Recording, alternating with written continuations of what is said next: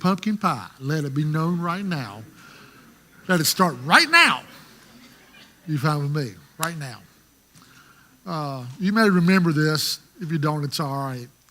But in August of 2000, 118 crewmen died when a series of explosions caused a Russian submarine to sink. 23 of the men survived the initial explosion, and they were in a chamber that was isolated, and hours after that, of course, they passed away. One of them was a 27-year-old lieutenant, and at his funeral, he had wrote some words down, and he knew he just had 2 hours to live, and he got a piece of paper and he got a pen, and he wrote these words down on a piece of paper. And at his funeral, they put this in a glass case beside his casket. And as they walked by, they saw these words. And the words were simply this: must not despair. Maybe he wrote those words for himself because he knew that he was facing impending death. Maybe he wrote those words for his wife to let her know, listen, you have a life ahead of you and live it, and it's all right. But for whatever reason it was, the last words of that lieutenant as he faced death was, well, must not despair. It's a strange thing, really. You know, we really don't know when we're going to die. I can't stand before you this morning and say, all right, on April the 18th, 2018 at 10:14 a.m., I'm going to pass away. We don't know that. And because of that reason, myself really included, we really don't take advantage of the time that we have. But in the final moments of life, in seconds and hours, when people know that they're going to die, they just view life in a totally different way. When they know they have a few months to live, and then it becomes weeks and hours, they really view life in a different way, and they really take advantage of the moment. Of course, you know, I'm 56, and the first church I pastored, this is just my second church, I was 22 years old. I really knew nothing then. I may know a little bit more now, but at 22, I knew absolutely nothing.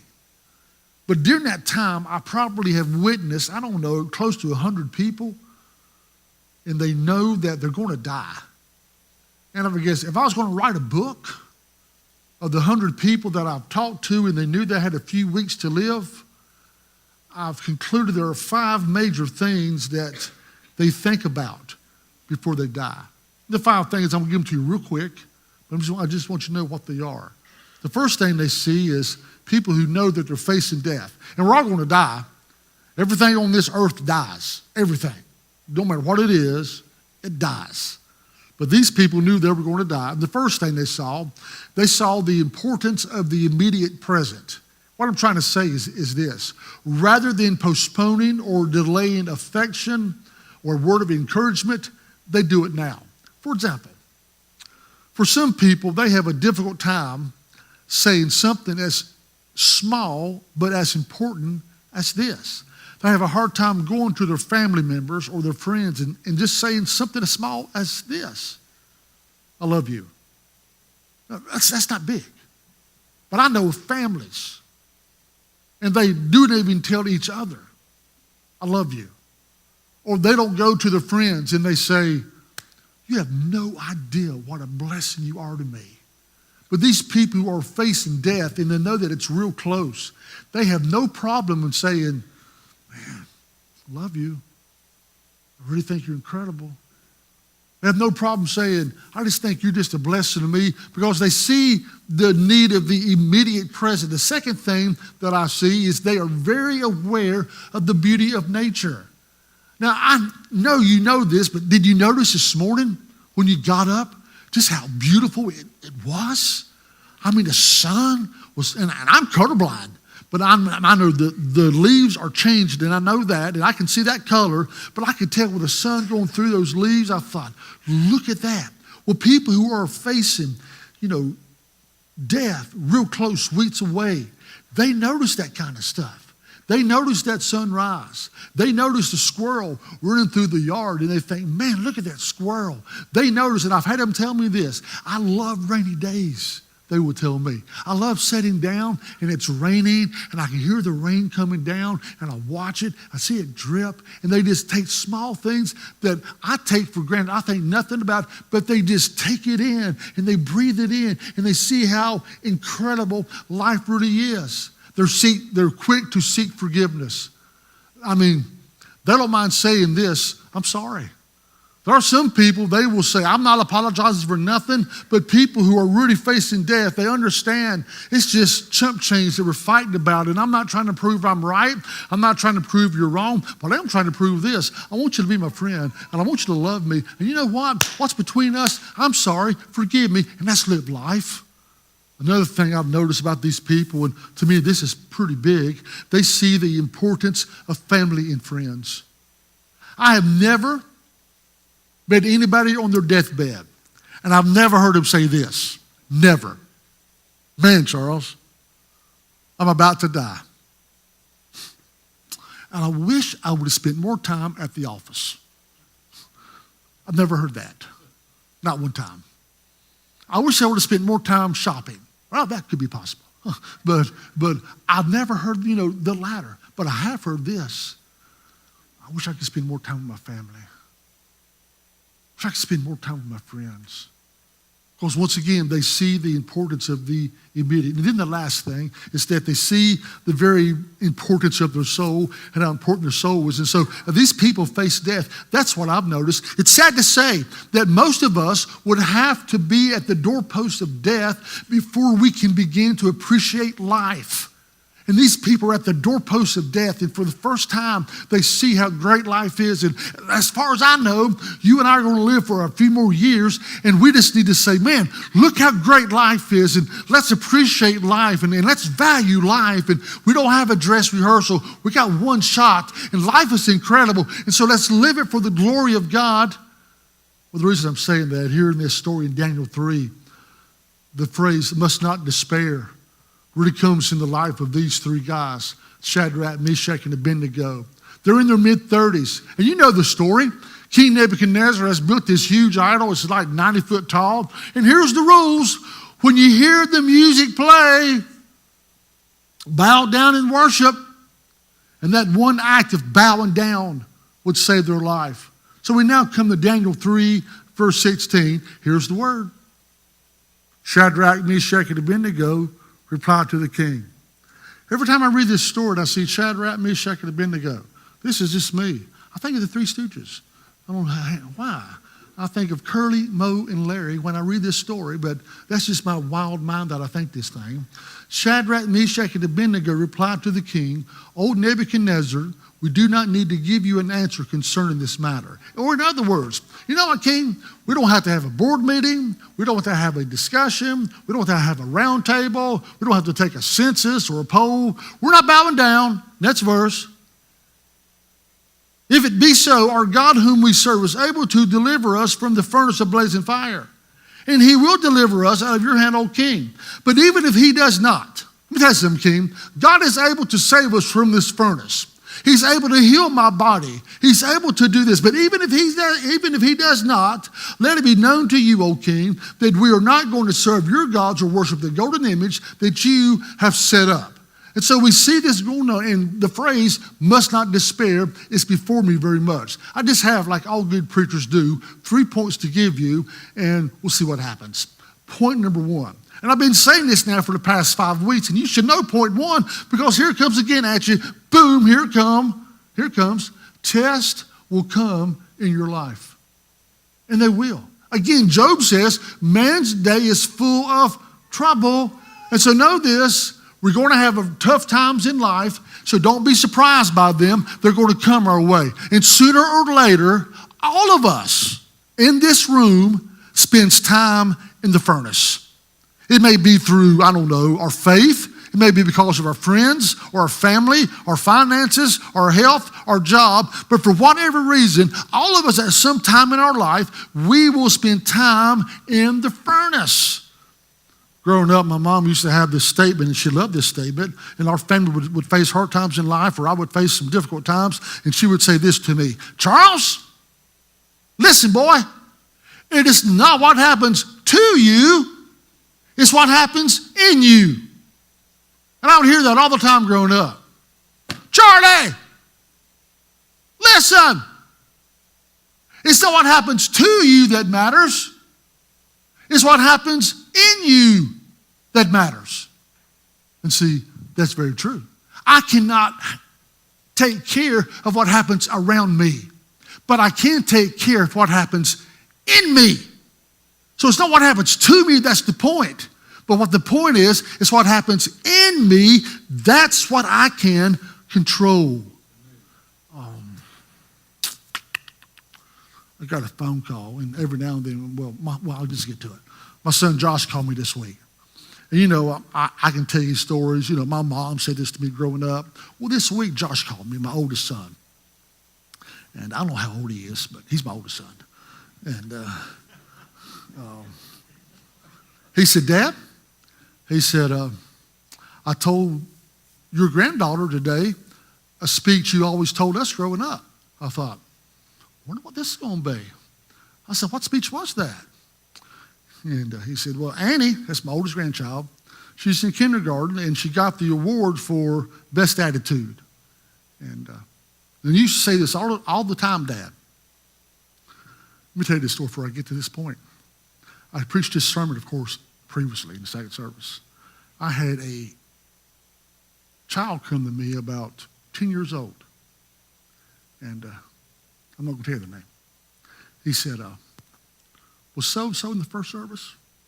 I said, I don't know. She said, she goes to first service. This guy's 10 years old. This boy, 10 years old. I said, I don't know. Well, she's a school teacher. 10-year-old boy said this. She needed to hear that sermon on attitude. Is that crazy? 10 years old, she needed to hear that sermon on attitude. You just go move on, boy. That's what I told him. I said, I'm moving on over here. But anyway, he got it. But anyway, get back to my story. I used to tell my kids all the time, attitude is more important than aptitude. I'd say it all the time. And they would come back to school, come back from school, they would say, what you get on your test, son, or Stephanie, or Caleb, I got a C. And I would look at them and I would say, was that your best? And they told me, yeah. I would say, great, let's move on. And I'd always preach to them. Well, not preach, but I would always tell my kids growing up, let me tell you something, attitude is more important than aptitude. Now, if you can make straight A's, you make straight A's. But if you can make straight D's, you make straight D's. What I want to know is this, though. You do your best in school, but know this. Your attitude is more important than your grades. Attitude's more important than aptitude because there's a lot of people who are smart in life. They may be beta club. And if you're beta club, I applaud you. Glory to God. Great.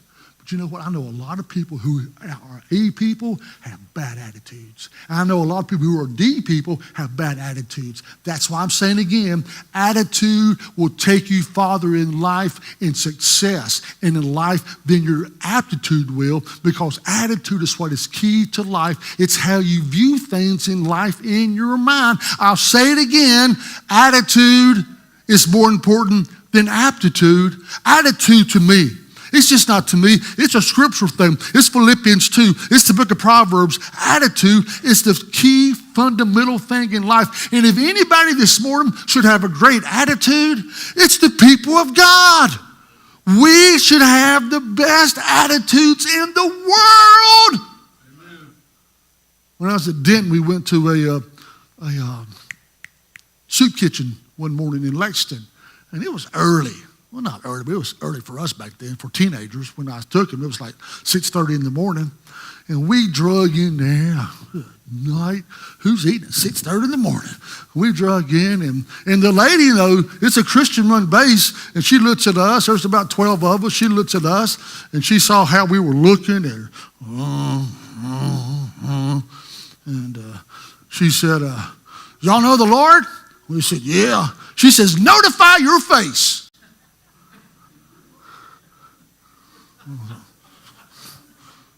Wow. You want to say some people in third service, notify your face. Right. You know the Lord? Notify your face. Because you see, if anybody should have great attitudes in life, it should be us, the people of God. We should be the ones with the greatest attitude, the greatest outlook, the greatest disposition. We're more than conquerors. We're overcomers. God lives in us. God is for us. He's on our side. He's helping us. We go through tough times. He's with us in tough times. We go through it all, man. But we have the ruler of the universe, the king of the world, the Alpha, the Omega, the beginning and the end, by our side all the time. We should have the best attitudes there is in the world. Yeah. So I really believe, man, attitude's so important. Attitude is more important than facts. It's more important than the past. Your attitude is more important than your education. It's more important than the money you have. Your attitude is more important than your circumstances.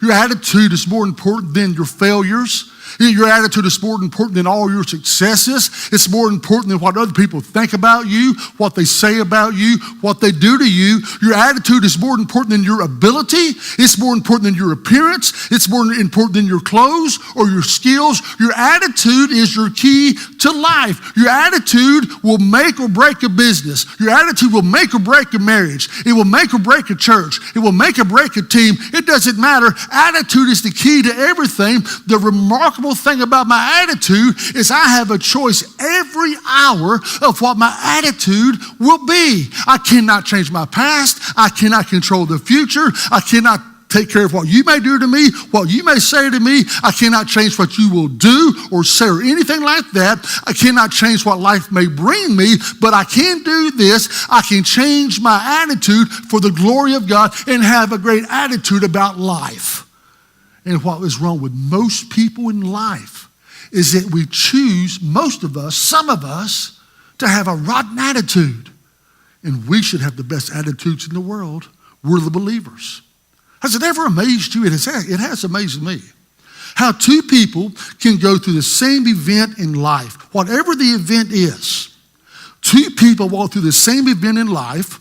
One comes out saying, man, I'm a better person because of that. And the other person says, I hated that. I'm bitter. One person could come out of that and they can say, man, why did God do this to me? Why is this happening to me? God doesn't love me. And the other person can go through the same event and they can say, man, God helped me through that. And he was with me the whole time. And I've learned so much about God. It's absolutely amazing. One person can go through that event and they can say, I'm a victim. Do you know what my mom did to me? What my dad did to me? Do you know what they said? Do you know what they did? Do you know how they let me down? And the other person can go through the very same event in their life. They can come through and they say this, I'm a victor. I'm better because of this. I'm noble because of this. I have a better outlook because of this. Once again, who chose the attitude? You did. Your attitude is the key of life. You can blame nobody else. It's you. And the greatest day in our life is when we finally take responsibility for our attitudes. Are you with me? Super. That's what I'm talking about. So, we see this, and you're probably thinking, what about Shadrach, Meshach, and Abednego, Curly, Mary, and Lo? Have you forgotten about those guys? No, I have not. When you're walking through the furnace, and know this, we will all go through the furnace in life, right? When you're walking through the furnace, don't fix your eyes on what you're walking through, but fix your eyes on who you're walking with. Because all of us will go through the furnace. But don't fix your eyes at what you're walking through. Fix your eyes on who you're walking with. You're walking with God through the furnace of life. Look at the examples in the Bible. I could go all day, but God can work through the lives of people who have everything going against them. Example, Joseph was in a pit. He was in a prison. Moses was on the backside of the desert. David was in a cave. Daniel was in the lion's den. Shadrach, Meshach, and Abednego was in a fiery furnace. Jesus was in a tomb. Paul was in prison. Yet God worked through all those guys' life, and they came out more than victorious because of the God who lives in them. They chose their attitude, and they relied on God. It's our attitude that matters. The difference is they saw God walking with them through the pit, walking with them through the den, walking with them through the furnace, walking with them through the grave. They saw God with them through the tough times in their life. Well, here we are. This is really the easiest sermon of the whole year to preach. It's the week before Thanksgiving. There is not an easier sermon in the world to preach. You just do not know. It is simple. The hardest sermon for me to preach during the year is Mother's Day. I'm not a mother, but here I am. But this sermon right here, Thanksgiving, it is such a breeze. It's a walk in the park. I could talk all day on Thanksgiving as you could.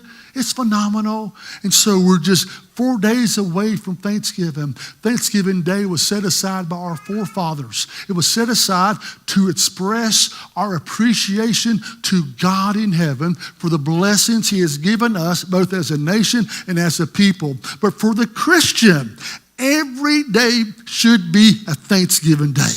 It shouldn't be just one day of the year. It should be every day of our life. And Thanksgiving is a choice. And when we make the decision to be thankful, a lot of things happen. Our attitude changes. Our speech changes. Our spirit changes. And when your attitude and your speech and your spirit change, those are three big things. You're a trichotomy person. When those three things change in your life, everything in your life will change with it also, because you have chosen with the attitude to be thankful. Thanksgiving is not an emotion. It is an act of your will. It is a choice you make. You choose to be thankful. You can choose to be thankful, or you can choose to be ungrateful. It's your choice. 1 Thessalonians 5:18. In everything, give thanks. If there are people who say, well, I just wish I knew what the will of God was for my life. Well, 1 Thessalonians 5:18 gives you a hint. Be thankful in everything, comma. And then the next phrase, it says this, for this is the will of God. So if you want to know the will of God, one thing it is for you and I to be thankful in everything we go through. That's the will of God. So don't say anymore, what is the will of God? Well, the will of God is for you and me to be thankful in everything we go through. Wait a minute, you got to be crazy. No, I'm not. In hard times, give thanks. In heartache, give thanks. In good times, give thanks. In the valley, give thanks. On the mountain, give thanks. In despair, give thanks. On the worst night of your life, give thanks. Because when you give thanks, you understand that God is able to take every bad thing in your life, and if you have a good attitude towards it, he's able to take that bad stuff in your life. God does this, man, and he's able to bring good from that stuff. But you choose your attitude. I thought about doing this.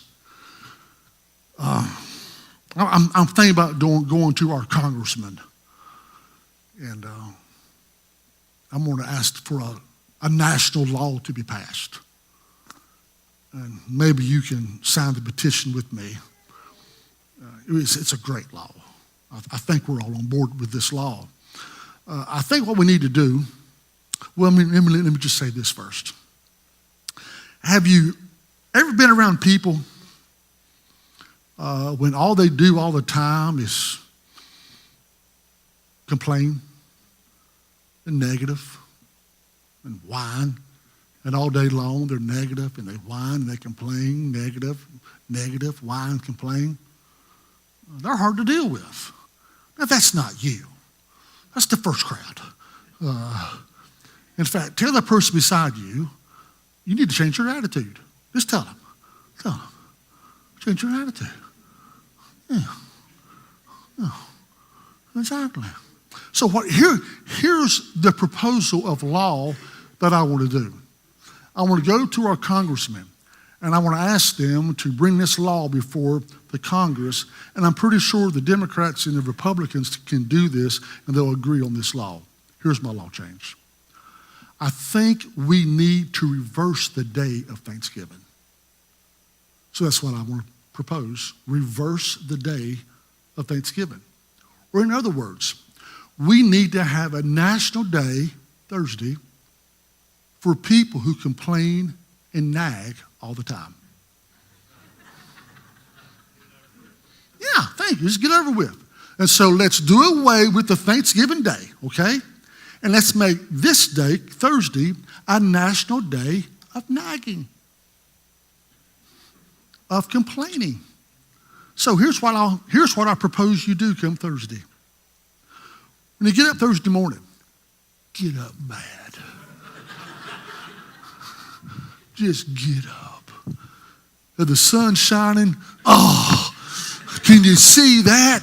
Where's my UV rays and everything else? I got to get some lotion on in. I wanted a cloudy day. If it's raining, say, oh, where's the sunshine at? It's awesome. When you go get a bite to eat, I mean, the steak may be good, the salad may be good, but the tea's awful. My goodness, in the morning, can you believe this tea? And I need a new car. My car's not good enough. Why don't I get a new car? And you complain about your clothes and complain about your hair. I'm losing my hair. I got too much hair. I got too many curls in my hair. I need a perm. I need a straightener. I need this. I'm getting fat. I'm getting skinny. I don't know what I'm going to do. I need new clothes to wear. I need a new house. I need a new apartment. If I had a better apartment, I could live better. I hate where I live. I hate this town. I hate you. I can't stand you. And the people I live with, they burn me up, boy. They're so this and that. And if you would change your attitude to get a whole lot better, you make me sick. You grate on my nerves, what you do. I mean, all day long, just complain and nag, complain and nag. Be sour about the Tar Heels, be sour about the Blue Devils, be sour about the Panthers, be sour about the city of Asheboro, be sour about your neighbors, hate everything. I mean, all day long, just complain, and complain. Come this Thursday, and then the next day, wake up. Wake up on Friday morning. And on that day, when you wake up on Friday morning, live and give thanks to God for the next 364 days of your life and have an attitude of thankfulness for the rest of the year. Amen? Just reverse everything. But remember, Thanksgiving, your attitude is your choice. You choose your attitude. Nobody else does. So point one is the furnace. We will go through the furnace. Point two is when we go through the furnace is the place where you will meet God. Look at verse 24. Then Nebuchadnezzar, the king, was astounded and stood up in haste and said to his high officials, was it not 3 men we cast bound into the midst of the fire? They replied, sure was, king. We cast 3 in there. Verse 25, he said, but look, I see 4 men loosed and walking about in the midst of the fire without harm. And the appearance of the 4th is like that of the Son of the gods or the Son of God. So here they are. You know this story. Read Daniel 3. And in Daniel 3, they wouldn't bow the knee in the valley of Dura. And so they were cast into the fiery furnace. The furnace is so hot that the people who threw them in the furnace, they died because of the heat. That's how hot this furnace is. And they're cast into the furnace with their clothes on and they're tied up. Now, they're in the furnace. All of a sudden, they turn around, and guess what? Jesus is walking in the furnace. What do you think when you hear that? My first thought is this. I wonder what Jesus told them. I'd say something.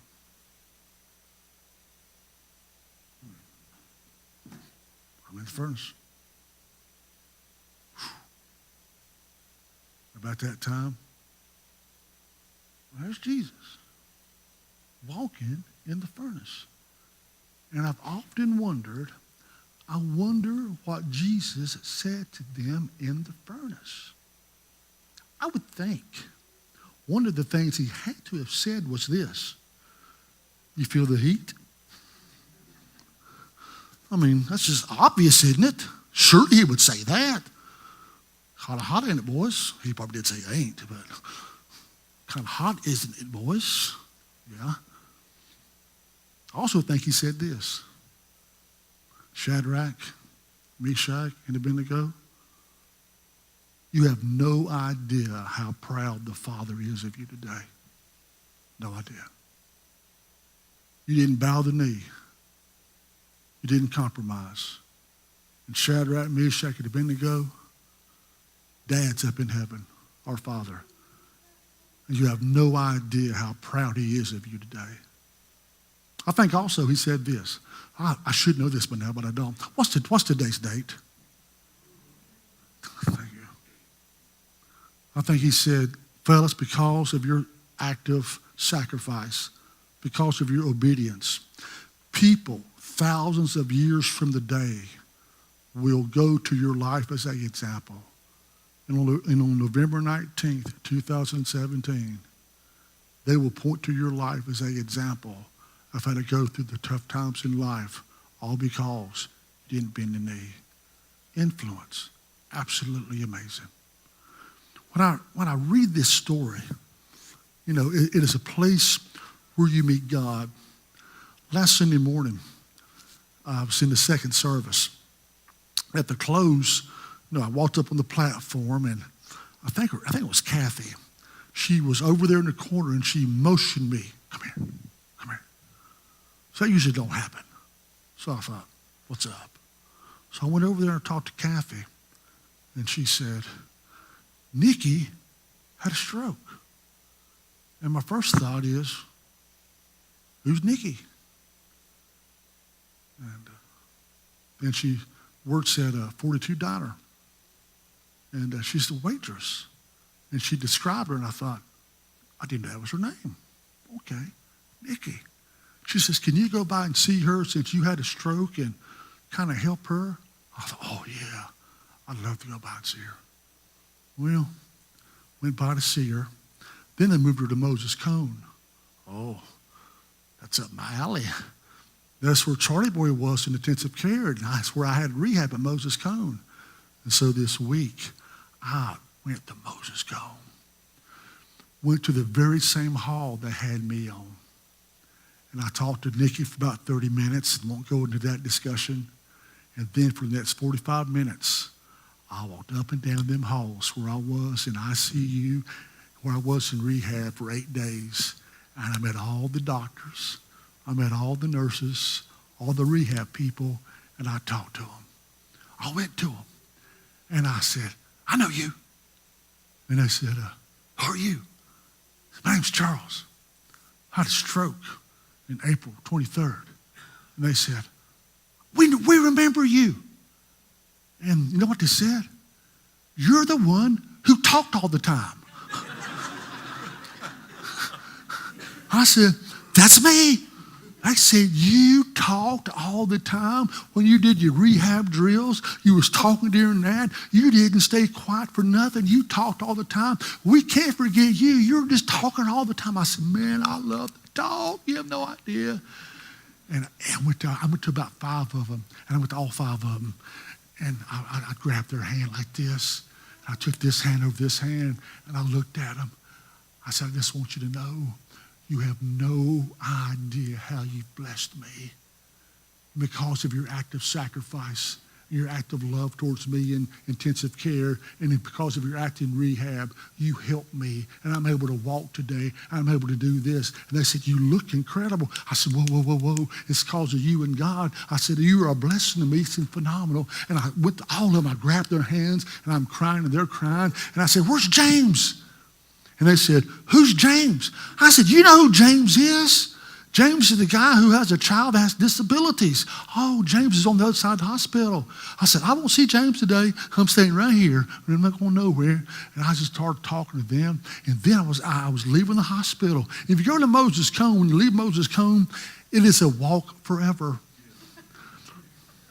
I mean, there's this long hall. When you get down there, it's like walking from here to Sunset Theater. It just takes forever to get there. You're just walk. And so I'm walking down this long hall at Moses Cone Hospital on Thursday, and it just ran all over me. And man, I began to weep and couldn't stop. And I know when I walked by people, they saw me, and then they probably thought, that poor man. He must have lost someone in death today, that poor man. But I wasn't crying over that. I was crying because I was thinking, God, it was in these halls in the first week of May that I went through the furnace. And it was in these halls that I met you. You changed me. I walked with God through the furnace, and I met him. There are people here this morning, you're walking through the furnace. It may be through a relationship. It may be through a job. It may be your child. You're in the furnace. And I'm here to tell you, if you look real hard, God's there. And he's walking with you through the furnace. Right? The third thing, and I'm done, is it's a place of change. 3 points, you'll be in the furnace. Point 2, it's a place where you meet God. Third point, it's a place of change. They were in their mid-30s when this happened. Shadrach, Meshach, and Abednego. Say around 35. Well, okay. I've often wondered, I wonder what they did on the anniversary of the day that went in the furnace. Say they went in the furnace on November 19th. I wonder what they did every November 19th on that day. So let's say they're 85 years old. Can you imagine these men being 85 years old and put them clothes on that they had when they were 35 and saying, guys, remember this? We had these clothes on when we were in the furnace and God met us and it changed us. Well, I was going to get my clothes, but it didn't work. Throw that picture up, Pam. This is not a good picture. Not very good. I'm colorblind, like I've told you many times. Now see, I can't see this, but when people show me that picture, they say that I'm red. I can't tell it. Do you see red? Maybe you don't see red. Maybe you're like me, you're colorblind too. But they say you're real red. That picture was taken of me an hour before I had my stroke. So on the day I had my stroke, Rhonda Bingham, in the second service, in the first service, took that picture of me, and that was like 45 minutes before I had the stroke. I guess right there my blood pressure was like 300 or something. I was going to put those clothes on the day that I had on when I had the stroke, but I threw them away. And then I thought, I got that awful picture, blowhort. That's one of the worst pictures you can ever take in your life. Blowhort, that's the caption of that picture. Blowhort. That's there. But I'm 40 minutes from a stroke, and I stood right here in the second service on April 23rd. Boom, I felt it hit me, and I thought, I wonder what that was. And then I went paralyzed on my right side. And then ICU in the hospital, 8 days at rehab. Why are you telling me this, Charles? I went in the furnace that day. On that day, I went in the furnace. And on that day, I met God. And on that week, God did a change in my life.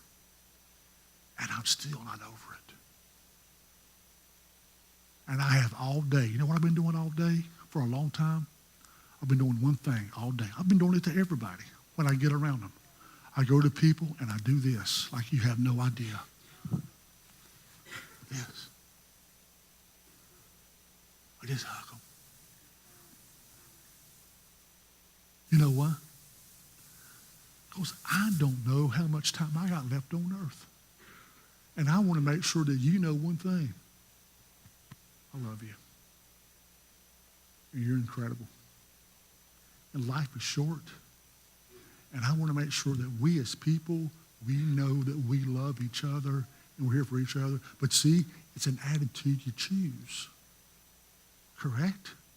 So for those today going through hard times in your life, don't have the attitude of, oh no, why me?